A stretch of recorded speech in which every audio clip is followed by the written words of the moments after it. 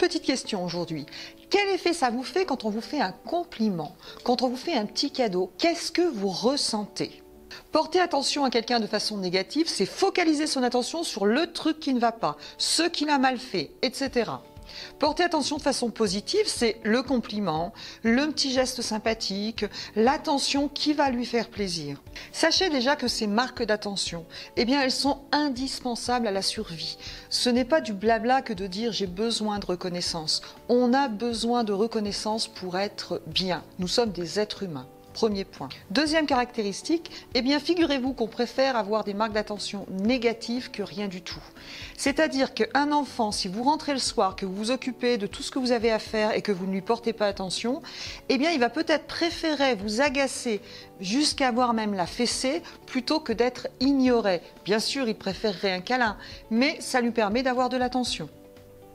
Sachez aussi que dans les couples, parfois, au bout d'un certain temps, eh bien, on va aller chercher la bagarre parce qu'on n'a plus grand-chose à se dire, on veut attirer l'attention et on va aller chercher la bagarre parce qu'il n'y a rien de pire que l'ignorance.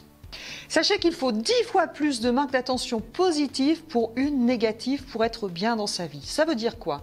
Ça veut dire que si par erreur vous blessez quelqu'un et que ça laisse une trace émotionnelle, eh bien c'est pas parce que vous dites excusez-moi que ça va passer pour la personne.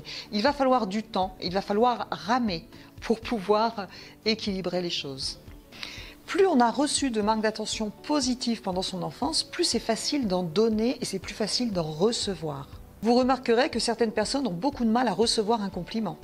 Et d'autres ont beaucoup de mal aussi à en faire d'ailleurs. Les marques d'attention peuvent être conditionnelles, liées à une condition, j'apprécie quand tu arrives à l'heure, ou inconditionnelles, tu es simplement une belle personne. L'inconditionnel, c'est plutôt le savoir-être et le conditionnel, plutôt le savoir-faire. Et ces marques d'attention, écoutez-moi bien, elles sont gratuites pour une fois et inépuisables. Alors allez-y.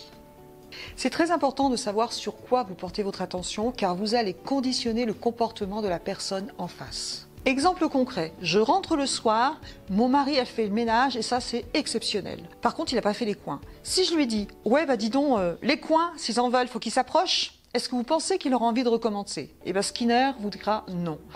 Si je lui dis, rien du tout, c'est-à-dire je ne remarque même pas qu'il a fait un effort, est-ce que ça va le motiver à recommencer? Pas sûr. Si maintenant je lui dis simplement, écoute c'est génial, t'as passé l'aspirateur, si en plus tu pouvais faire les coins ce serait génial, mais déjà c'est super bien ce que t'as fait, et ben, je vous garantis que l'effet sera différent. Allez donc voir la méthode du sandwich. Une dernière chose, on est souvent bien plus dur avec les gens qu'on aime et on oublie de leur faire des marques d'attention. Alors allez-y, car les marques d'attention sont structurantes. Voilà ce que je vous propose. Cette semaine, ne croyez pas ce que je vous dis, mais testez-le. Faites des marques d'attention à vos amis, en tant que manager, en tant que parent, et observez le résultat. Eh bien, vous verrez, vous risquez d'être surpris. Si ça vous intéresse, rejoignez-nous sur notre site internet ou sur notre chaîne YouTube. Je vous dis à bientôt.